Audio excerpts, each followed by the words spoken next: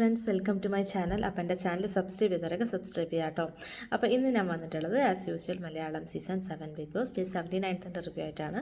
അപ്പോൾ ഇന്നലെ നമ്മൾ കണ്ടത് 2 ടിക്കറ്റ് ഫിനാലെ ടാസ്ക് ആയിരുന്നു. അപ്പോൾ അതിനകത്ത് രണ്ടും അത്യാവശ്യം നല്ലൊരു ടാസ്ക് ആയിരുന്നു.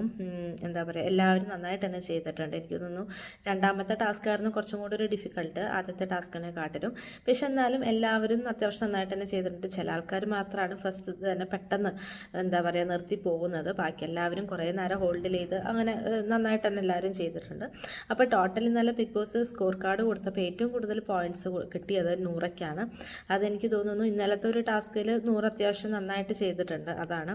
പിന്നെ രണ്ടാമത് ആര്യനാണ്. എനിക്ക് തോന്നുന്നു ആര്യനും അതേപോലെ നൂറയും ഇവർ തമ്മിൽ 2 പോയിൻറ്റിൻ്റെ വ്യത്യാസമേ ഉള്ളൂ. പിന്നെ തൊട്ട് ബാക്കിൽ തന്നെ അക്ബറും വരുന്നുണ്ട്, നവീനും വരുന്നുണ്ട്. അപ്പോൾ എന്താണെങ്കിലും ടിക്കറ്റ് ഫിനാലെ എല്ലാ ടാസ്കുകളും തീരുമ്പോൾ തന്നെ ഇപ്പോൾ ഈ ഉള്ള ആ ഒരു പൊസിഷൻ മൊത്തത്തിൽ മറിയാം. അതാണ് ചാൻസ് എന്തായാലും. കാരണം വെറും ചെറിയ പോയിൻറ്റ്സിൻ്റെ ഡിഫറൻസിലാണ് എല്ലാവരും തമ്മിലുള്ളത്. അപ്പോൾ എന്താണെങ്കിലും നമുക്കറിയാം ഇനി ഉള്ള ദിവസങ്ങളിലും ഏറ്റവും കൂടുതൽ പോയിൻറ്റ്സ് ആർക്ക് കിട്ടുന്നുള്ളത്. അപ്പോൾ ഇന്നത്തെ പ്രൊമോയിലും കണ്ടിട്ടുണ്ടാവുമായിരിക്കും. അത്യാവശ്യം നല്ല ഡിഫിക്കൽട്ടുള്ള ടാസ്ക്കാണ് തോന്നുന്നു ഇന്നത്തെ പ്രൊമോയും. അപ്പോൾ അറിയാൻ പറ്റില്ല ആരെയാണ് കൂടുതലും നേരം ഹോൾഡ് ചെയ്യുക, ആർക്കായിരിക്കും കൂടുതൽ പോയിൻറ്റ്സ് ഉള്ളതെന്നൊക്കെ. അപ്പോൾ ഇതൊക്കെയായിരുന്നു നമ്മൾ ഇന്നലെ മെയിനായിട്ട് ടാസ്കിൻ്റെ ബേസിൽ കണ്ടത്. പിന്നെ നമ്മൾ കണ്ടത് കിച്ചൺ ടീമിനെ കുറിച്ചിട്ട് എല്ലാവരും പറയുന്നതാണ്. മോർണിംഗ് സ്റ്റാർട്ടിങ്ങിൽ തന്നെ ബാലൻസ് ഉള്ള ഫുഡൊന്നും ആരും ഫ്രിഡ്ജിലെടുത്ത് വെച്ചിട്ടില്ല, കിച്ചൺ ക്ലീൻ അല്ല, അങ്ങനെ കുറേ കാര്യങ്ങളൊക്കെ പറയുന്നുണ്ട്. കിച്ചൺ ടീമിലുള്ള ആൾക്കാർ എന്ന് വെച്ചാൽ ഇപ്പോഴത്തെ ക്യാപ്റ്റൻസാണ്. അക്ബറും നവീനൊക്കെയാണ് കിച്ചൺ ടീമിലുള്ളത്. ആര്യനും ഉണ്ട് തോന്നുന്നു. എന്താണെങ്കിലും അവർ എന്താ പറയുക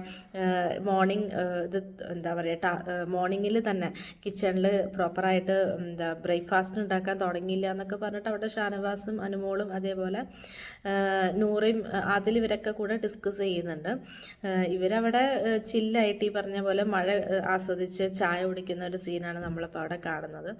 അപ്പോൾ എന്താണെങ്കിലും ഇത്തവണത്തെ ലാലേട്ടൻ്റെ എപ്പിസോഡിൽ എന്താണെങ്കിലും കിച്ചൺ ടീമിനെ കുറിച്ചിട്ടും അതേപോലെ ക്യാപ്റ്റൻസിനെ കുറിച്ചിട്ട് ചോദിക്കുകയാണെങ്കിൽ ഇവർക്ക് പ്രോപ്പറായിട്ടുള്ള കുറേ റീസൺസ് ഉണ്ട്. കിച്ചൺ പ്രോപ്പറല്ല, പ്രോപ്പർ ടൈമിൽ ഇവർക്ക് ഫുഡ് കിട്ടുന്നില്ല, അങ്ങനെയുള്ള കുറേ കാര്യങ്ങൾ ഇവർക്ക് പറയാം. അത് അവർ തന്നെ പറയുന്നുണ്ട്. ഇത്തവണത്തെ ജയിൽ നോമിനേഷനിൽ എന്താണെങ്കിലും പറയാൻ കുറേ റീസൺസ് ഉണ്ട് എന്നുള്ളത്.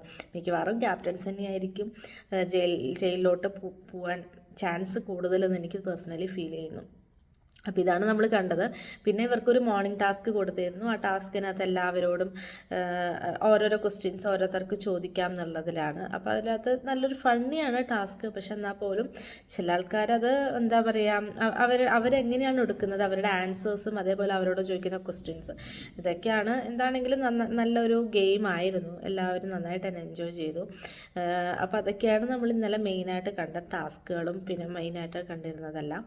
പിന്നെ ഇവർ ഡിസ്കസ് ചെയ്യുന്നതൊക്കെയാണ് ആരായിരിക്കും ഏറ്റവും കൂടുതൽ പോയിൻറ്റ്സ് എടുക്കുക, ആരായിരിക്കും ടോപ്പ് 5 ഉണ്ടാവുക എന്നൊക്കെ പറഞ്ഞിട്ട് അക്ബറും നവീനും ഉള്ളൊരു ഡിസ്കഷൻസൊക്കെയാണ് നമ്മൾ കണ്ടത്.